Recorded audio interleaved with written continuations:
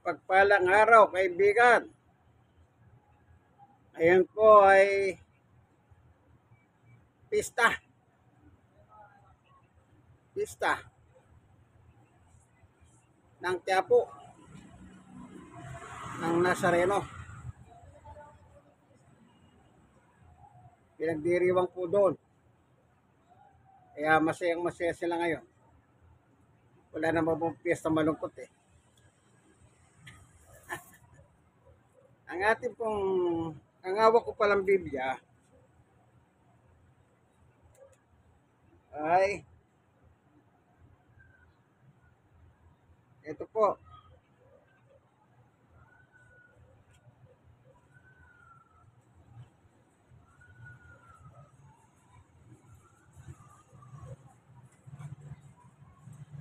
Magandang Balita, Biblia 20:5.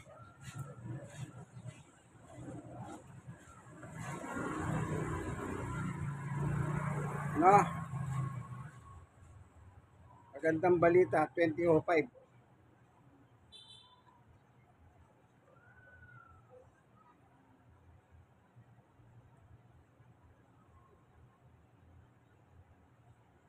Ngayon, ang ating papaksayin ay yung pagdiriwang.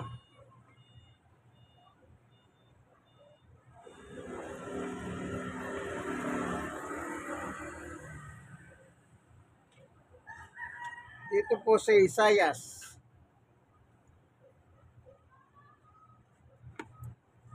Bago tayo papalahot, tayo muna ay mananalangin.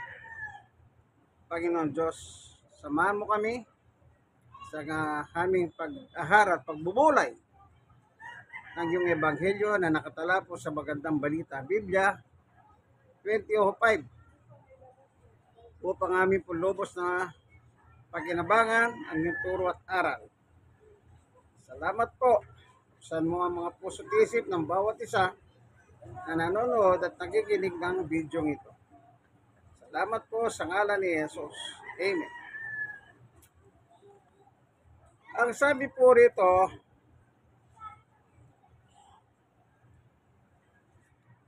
meron tayong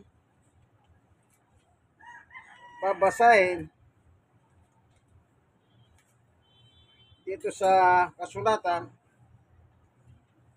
Ang sabi sa Isaiah 66:2, sa lahat ng bagay ako ang may likha, kaya ako ang may-ari ng lahat ng ito. Ako'y nalulugod sa mga taong nagpapakumbaba at nagsisipagsisi, sa mga takot at sa utos ko'y sumusunod. Yan. Ito po yung salita ng Diyos sa mga sumusunod sa Kanya. Anong sabi niya? Ako'y nalulugod sa mga taong nagpapakumbaba at nagsisipagsisi, sa mga taong may takot at sa utos ko'y sumusunod. Yung pala yung kinalulugdan ng Diyos. Yung sumusunod sa Kanya. Yung sumusunod sa Kanya, siya ay nalulugod. Ano po? Ngayon, ano pa ang utos ng Diyos? Yan. Kung pupunta tayo sa 10 utos, ang sabi rito, nung nakalagay, chapter 20 ng Exodo, verse 4. Huwag kang gagawa ng imahen ng anumang nilalang na nasa langit, nasa lupa, at nasa tubig upang sambahin. 5. Huwag silang yukuran ni sasambahin, sapagkat ako Yahweh na iyong Diyos ay mapanigbubuhing Diyos. Ang kasalanan ng mga magulang ay sinisingil ko sa kanilang mga anak hanggang sa 3 at 4 na salinglay Ayun. Anong sabi niya? Ang Diyos ay naniningil.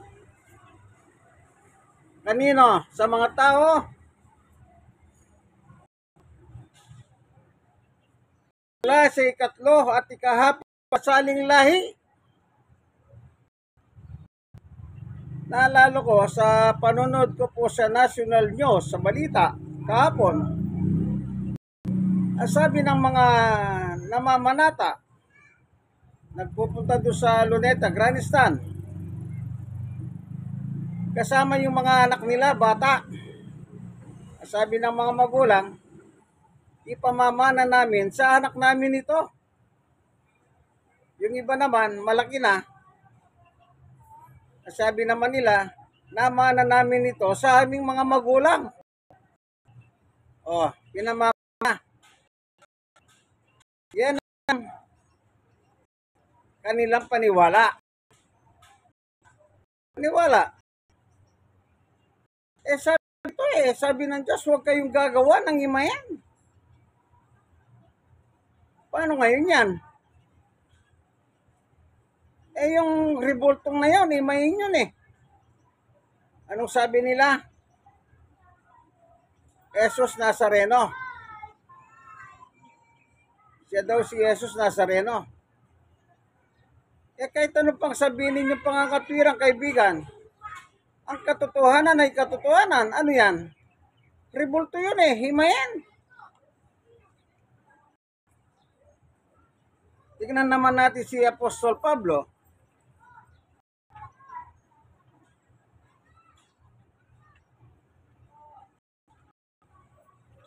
Sa kanyang sulat,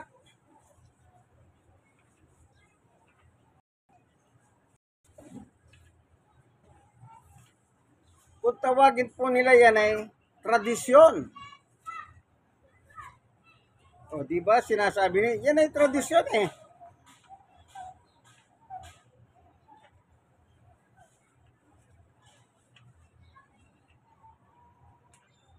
Ano sabi ni Apostol Pablo? 2:8 ng Kolosas, mag-ingat kayo upang hindi kayo mabiyag ninuman sa pamamagitan ng walang kabuluhan at madayang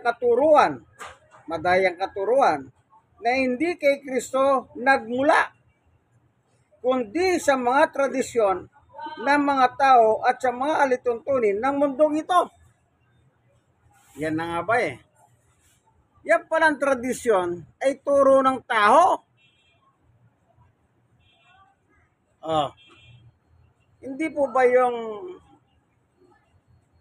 sa ngayon yung Nazareno, nililibot. Nung araw wala namang sasakyan yun eh. Buhat-buhat yan ng mga mamamasan kung tawagin. Dito sa kanilang balikat, magkabilayan, pinapasan nila yung revolto. Kasi nga hindi makalakad, revolto nga eh. Kaya nila, mula sa Quiapo, nililibot ng gano'n, palit-palitan lang yung mga mamamasan. Hirap lang sa kanila yun eh. Pinahirapan yung kanilang katawan. Yun bang gusto ng Panginoong Yesus? Hindi ganon. Ginawa na nga ni Yesus ang pagpapahirap sa krus eh. Matubos sa'yo ng kasalanan. Bakit pa kayo gumagawa ng ganyan? Ito ba sa ginawa ni Jesus ay babaw ng krus? Hindi nyo pa rin ba pinaniniwalahan yun? Bakit kailangan magpakahirap kayo pang ganyan? Sabi nila. Iba-ibang mga pangangatwiran.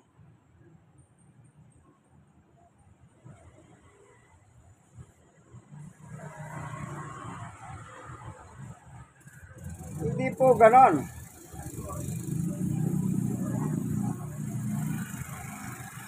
Hindi ganon.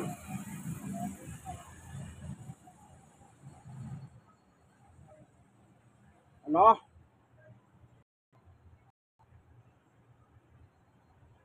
Kaya sa buhay natin ito,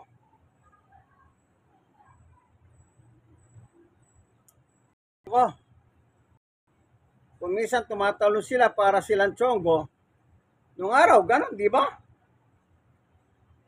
Tapos hindi naman makahawak, nahuuntog sila. Sigurado, after ng translasyon, okay, ang ibig sabihin po ng translasyon, prosesyon sa English, sa Tagalog, prosesyon. Pinoprosesyon yung rebulto. Kahit rebulto pa ni Jesus yan, sigurado ba kayo yan ang talagang mukha ni Jesus?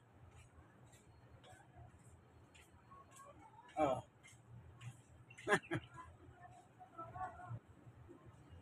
Hindi po ganon, ano? Hindi ganon. Kaya, mag-isip naman po kayo. Kahit sabihin nyo pang kayo mga deboto, sige na.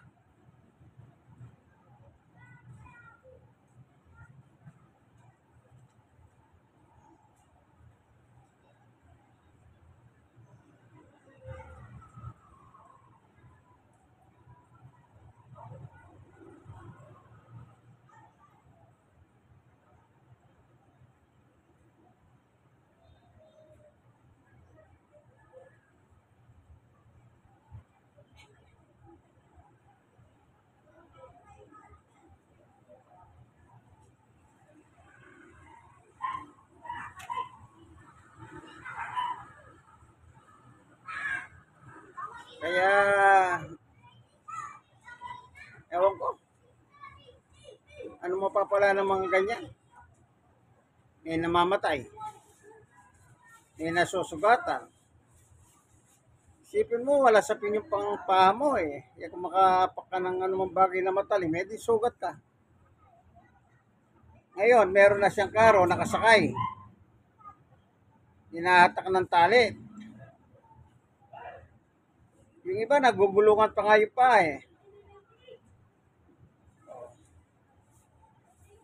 Ngayon, kayo ba'y tinutulungan ng simbahan ng Quiapo pagka nagkasakit kayo ng ganyan? O yung namatay ya? May namatay? Di ba nung nakaraan yung Iyos? Namatay mismo doon. Inatake. Hindi po, tapos na po yung pagpapahirap ni Jesus sa kanyang katawan. Dapat po magbago na rin kayo. Anong kailangan? Ito lang po, sabi ni Jesus. Si Jesus po mismo may sabi, sinabi niya kay Pablo, hindi na kailangan magpinitisya kayo ng ganyan, magpakahirap. Ito, doon sa Gawa 26, sabi ni Jesus kay Pablo,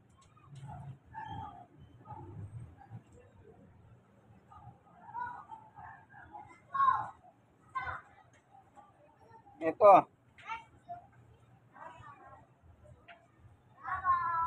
doon sa 26, 12, 13, Mahal na Haring Agripa, ang yan ng layunin ko sa yan ang layunin ng pagpunta ko sa Damasco.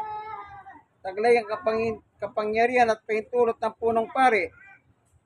Nang katanghalian tapat habang kami naglalakbay, nakita ko, Haring Agripa, ang isang nakakasilaw na liwanag mula sa langit. Ito'y maliwanag pa kaysa araw. Totoo, nakakasilaw ang liwanag sa paligid namin magkakasama. 14. Lahat kami natumba sa lupa at narinig ko ang isang tinig na nagsasabi sa wikang Hebreo, Saulo, Saulo. Itong Saulo pong ito, si Pablo po ito. Sa wikang Hebreo, Saulo siya. Bakit mo ako pinag-uusig? Ikaw na rin ang nasasaktan sa ginagawa mong yan. Para kang sumisipa sa talim. At tinanong ko po kayo, Panginoon, sino po kayo, Panginoon? At kanya sinabi, ako si Jesus na iyong pinag-uusig. 16, tumayo ka, nagpakita ko sa iyo upang ikaw ay isugo upang magpatuto sa nakita mo ngayon at sa mga ipapakita ko pa sa iyo. 17, ililigtas kita mula sa kababayan mo at sa mga hentil na pupuntahan mo sa pangalan ko. Ang hentil po, tayong mga Pilipino, hentil. Si Pablo po ang inassign ni Jesus na mangaral sa mga hentil, sa mga Pilipino. Ayan. At sa mga hentil na pupuntahan mo sa pangalan ko, 18, isusugo kita sa mga taong iyon, imulat ang kanilang mata, ibalik sila sa kaliwanagan mula sa kadiliman, iligtas sila sa kapangyarihan ni Satanas at ibabalik sa Diyos. At sa pamamagitan ng pananampalataya nila sa akin, sila'y patatawarin sa kanilang mga kasalanan at sila'y mapapabilang sa mga taong ginawang banal ng Diyos. Ayun. Kailangan lang, kaibigan, pananampalataya kay Jesus. Yun ang sabi niya eh. Anong sabi niya kay Pablo? Pangaralan mo yung mga hentil. Nasa kadiliman sila, dalhin mo sila sa liwanag. Kay Satanas sila, dalhin mo sila sa Diyos. Sa pamamagitan ng kanilang pananampalataya sa akin, sabi ni Jesus. Hindi na kailangan ewan ko naman, ito kasi mga leader na simbahan na ito eh. Bakit hindi nyo po sabihin sa mga tao na hindi po yan ay kalooban ng Diyos? Sinabi nga, huwag kayong gagawa ng mga himayin eh. Pagkatapos, ang ginagawa nyo, binibindisyonan nyo pa yung mga himayin. O hindi ba ngayon, ang daming himayin ngayon? May maliit, may malaki, may mas malaki pa. At binibindisyonan nyo pa sila. Ang masakit nito, ayon sa kasaysayan, yung himayin ng Nazareno na yan, galing sa Acapulco, dinala sa Pilipinas. Ngayon, ang ginawa naman ng simbahan ng Katoliko, gumawa sila ng isa. Naging double na. Replika kung tawagin. So, yung ulo nung galing ng Acapulco, nilagay doon sa ginawa dito sa Pilipinas. Yung ulo naman na ginawa dito sa Pilipinas, nilagay doon sa galing sa Acapulco. Kaya yung nakikita ngayon po, church, yung katawan galing sa Acapulco, yung ulo galing sa Pilipinas. Yung pinaparada, yung dinadala sa luneta, inaalikan yung paa. Yung katawan galing sa Pilipinas, yung ulo galing ng Acapulco. Ano ba yan? Tapos dinadasalan nila. Alam nyo, napakaliwanag naman sinabi ng Diyos eh. Bawal po yan eh. Huwag kayong gagawa. O sinong gumawa nun? Hindi pa mga tao rin? Ayun, makita nyo sa doon sa ligid. Ang dami nagtitinda, mga ribulto.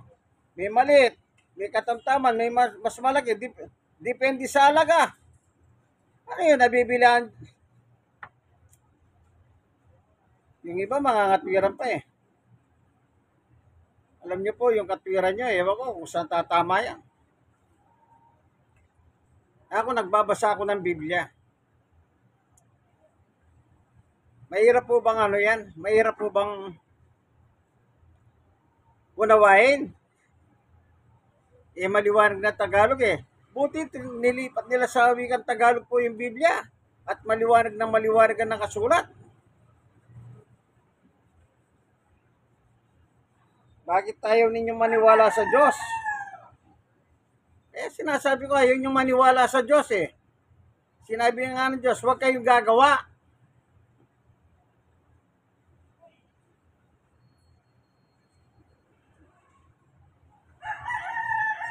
Dito po sa Nehemiah, chapter 8, verse 8. Binabasa nila ang kautusan ng Diyos. Binabasa sa harap ng mga tao. Binabasa nila ang kautusan ng Diyos at isinalin ito sa kanilang wika. Kaya isinalin sa wikang Pilipino para maintindihan natin. Ngayon, Tagalog na Tagalog, hindi ko alam kung bakit tayo niyong unawain. sa panahon pa pala ng lumang tipan, sa panahon ni Nehemias, isinalin yung mga kaso. Siyempre, yung mga tao hindi po maintindihan yung ibang lingwahe. Kaya sinasalin nila sa kanilang lingwahe. Noon pa pala yan. Kaya kung makikita ninyo ang Biblia, iba-ibang salin. Dati hindi ganyan eh. Ngayon, alo-alo na. Merong Bisaya, merong Kapampangan, may Tagalog, may English, may Kastila. Para maintindihan ng mga tao, kagaya sa atin sa Pilipinas, dito sa Tondo, dito sa Manila, para maintindihan natin yung kasulatan. Oh, ano sabi? Binabasa nilang kautusan ng Diyos at isinali nito sa kanilang wika at ipinapaliwanag ito upang maunawaan ng mga tao. Kita niya, pinapaliwanag, kaya nga binabasa natin, pinapaliwanag natin. Hindi tayo nagmarunong. Hindi tayo nagmamarunong. Binasa natin, doon sa 10 utos, huwag kang gagawa ng imahen. Ano ba yung imahen? Hindi ba yung mga ribulto? Ano ba yung Nazareno, nasa Luneta, nasa Quiapo? Ano yan? 2 yesos?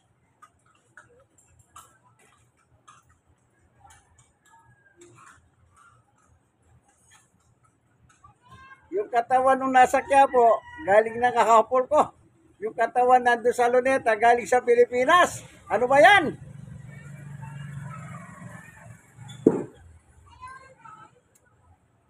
Ayan, nakalagay po. Sinasalin sa kanilang wika upang maunawaan. Basa pa tayo.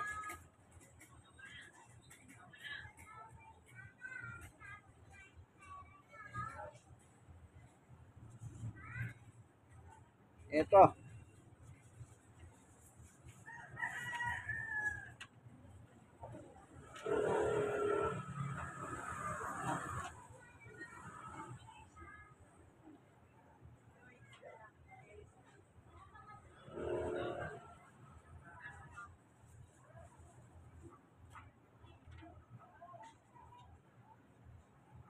Ito lang ano. Nagbubuklat ako.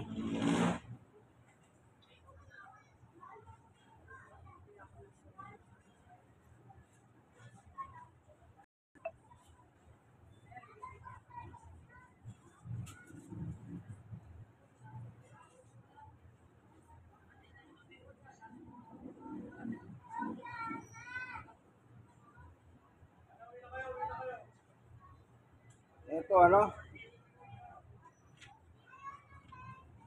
Kaya natin tinitignan para basahin.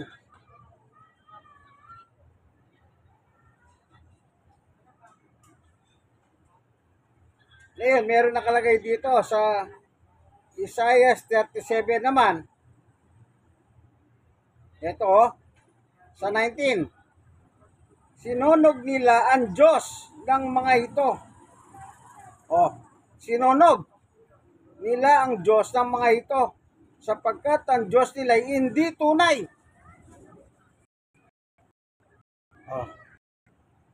Ano yung Diyos? Small d. Ibig sabihin Diyos-Diyosan. Mga bato at kahoy lamang na gawa ng mga tao. Sinusunog pala noon.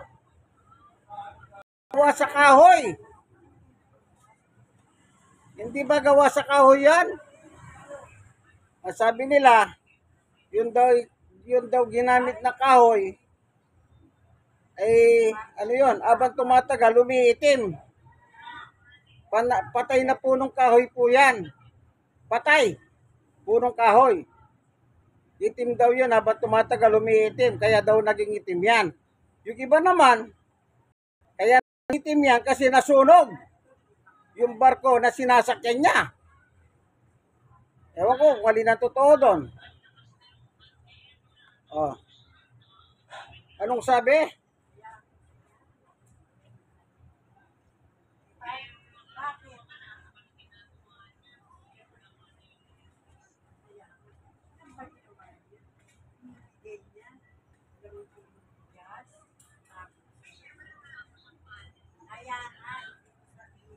Maliwanag, ano?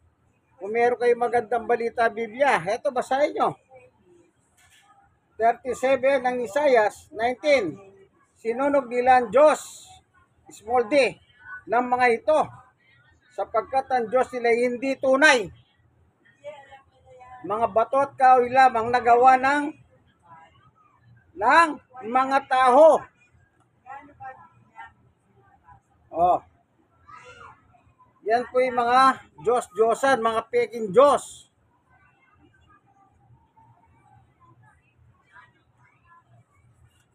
Ito pa.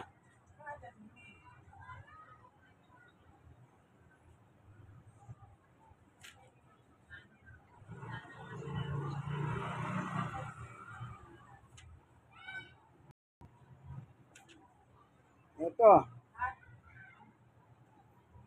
Sa Isaiah 44. 9. Walang kwentang tao ang mga gumagawa ng rebulto at walang kabuluhan ng mga Diyos-Diyosan ng kanilang pinapahalagahan, mga bulag at angal ang sumasamba sa mga ito, kaya sila'y mapapaya. 10. Walang idudulot na mabuti ang paggawa ng mga rebulto. Kita nyo, walang mabuting idudulot siya.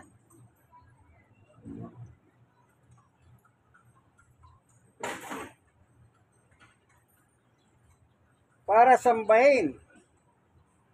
11. Tandaan ninyo, ang sumasamba sa mga ito ay mapapaya lamang. Ang mga gumawa nito ay tao lamang. Kaya't magsama-sama man sila at ako'y harapin, sila'y matatakot at mapapaya rin. Kita nyo?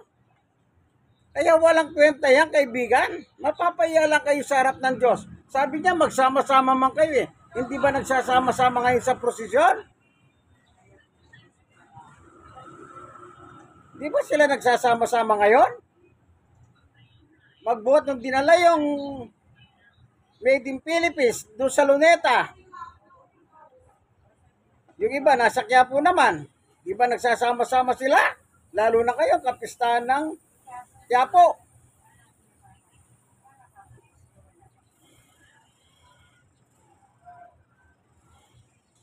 Sa 18, ang mga taong gayon ay mga mangmang at hindi inuunawa ang kanilang ginagawa.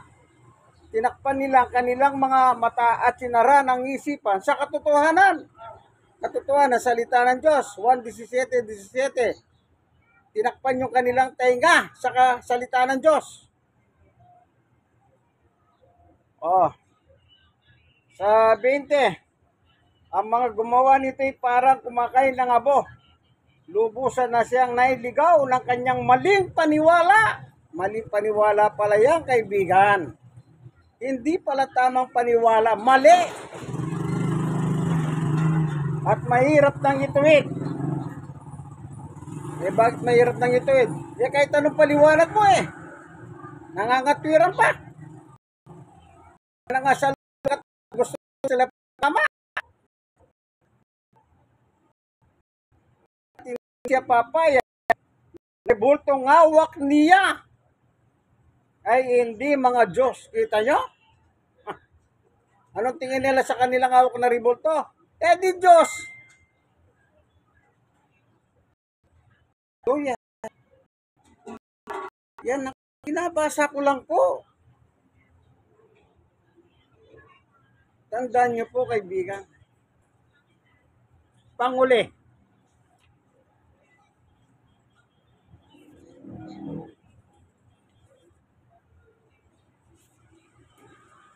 Kawikahan 29 verse 1. Ang taong ayaw magbago ay hindi maliligtas. Ang hindi na makinig sa payo ay mapapahamak. Hallelujah.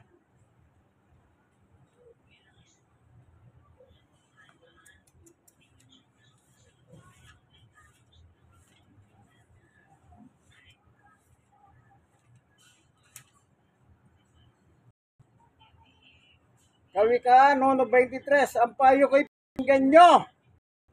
at dinggin ang aking paral. Sa inyo ang diwa ko at ang aking kaalaman. Kaya ayaw mo sa payo ng Diyos. Kaya sabi niya, hindi ka maliligtas. Sigurado, impyerno ang bagsak mo, kaibigan. Hindi purgatorio. Walang purgatorio sa Biblia. Pati ang purgatorio na ipinangangaraw sa inyo, mali yan. Wala namang purgatorio sinabi si Jesus eh. Ang sinabi ni Jesus, impyerno.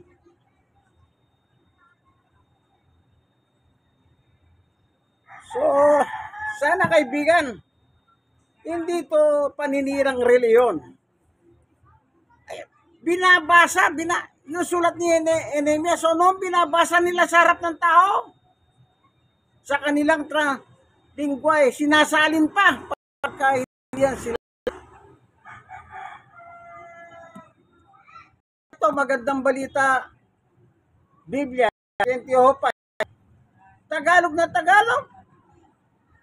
Isinalin sa ating wika ng mga Bible scholar. Ayaw nyo ba yan? Para maintindihan natin. Kaya nga tama si Isayas. Tinakpan na ang kanilang mga mata, ang kanilang tenga sa katotohanan o salita ng Diyos.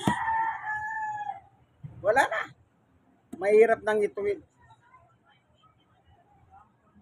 Salamat na lang sa Diyos. Ako, isa rin ako sa ganyan nung araw. Salamat sa Diyos. Siguro sabi ng Diyos, tumigil ka na dyan. Dito ka na lang, mangaral ka na lang. At ito ako ngayon, nangangaral. Yung tradisyon na yan, turo ng tao. Natural, pag wala kang alam tungkol sa salita ng Diyos, saan paniniwalaan mo? Eh di tradisyon. Ganyan din ako nung araw. Napakahano ko dyan. Prosesyon.